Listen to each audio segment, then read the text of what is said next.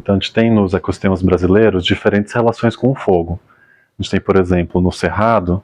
uma relação que a gente chama de uma relação evolutiva, inclusive, né? O Cerrado evoluiu com o fogo. A gente, inclusive, observa, por exemplo, adaptações claras das plantas de resposta ao fogo, mas, claro, de um fogo que ele é controlado, ele não é exatamente muito intenso, nem muito recorrente. Isso acontecendo ao longo do tempo evolutivo geológico. A gente já tem outras vegetações, como, por exemplo, a Mata Atlântica, em que a gente não tem nenhum tipo de vestígio ou evidência de que foi um ecossistema que evoluiu com o fogo. E exatamente são nesses ecossistemas que a gente espera que o fogo se alastre e destrua com uma força muito grande, exatamente porque a vegetação ela não tem nenhuma resposta, né, ela não tem nenhuma interação com esse tipo de fenômeno, com esse tipo de distúrbio, como a gente chama na pesquisa. Recentemente, né, teve a ocorrência de um fogo ali no Parque Nacional do Itatiaia, nos campos de altitude, que é uma vegetação de topos de montanha da Mata Atlântica.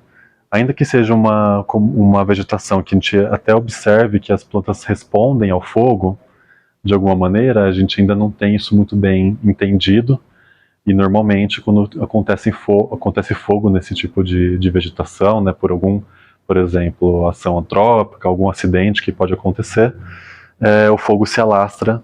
e ele precisa ser controlado o mais rápido possível, senão a gente tem uma grande perda de biodiversidade, uma grande perda do ecossistema, inclusive uma perda do que esse ecossistema pode prover para a gente. A gente vê que isso acontece mais nessa época mais seca do ano, em que exatamente as plantas secam e se torna um combustível mais disponível para se alastrar o fogo. E tem menos chuva, exatamente tem menos chuva para controlar esse fogo naturalmente. Então, esse fogo que aconteceu, esse incêndio que aconteceu agora no Parque Nacional de Itatiaia foi de extrema preocupação, que aconteceu exatamente nessa época do ano, mais suscetível a grandes incêndios e desastres.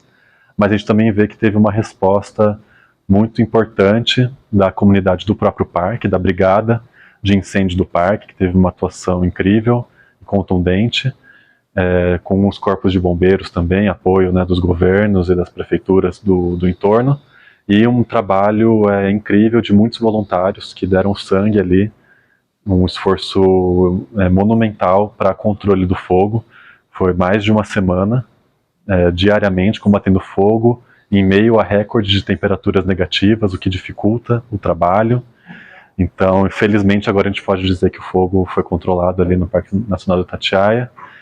E nós perdemos material de pesquisa, a gente perdeu, né, acompanhamento que a gente fazia ali do local, mas a gente espera também contribuir, inclusive voltando, inclusive objetivos de pesquisa para entender esse efeito do fogo, que a gente ainda sabe muito pouco sobre isso lá nos campos de altitude, entender as respostas da vegetação, as respostas das flores, dos polinizadores ao fogo, porque a gente infelizmente espera que isso se torne mais frequente com as mudanças climáticas, porque uma das projeções é de aumento da estação seca e de mais irregularidade das chuvas lá, o que propicia potencial para fogos mais destrutivos e que se alastram causando desastres.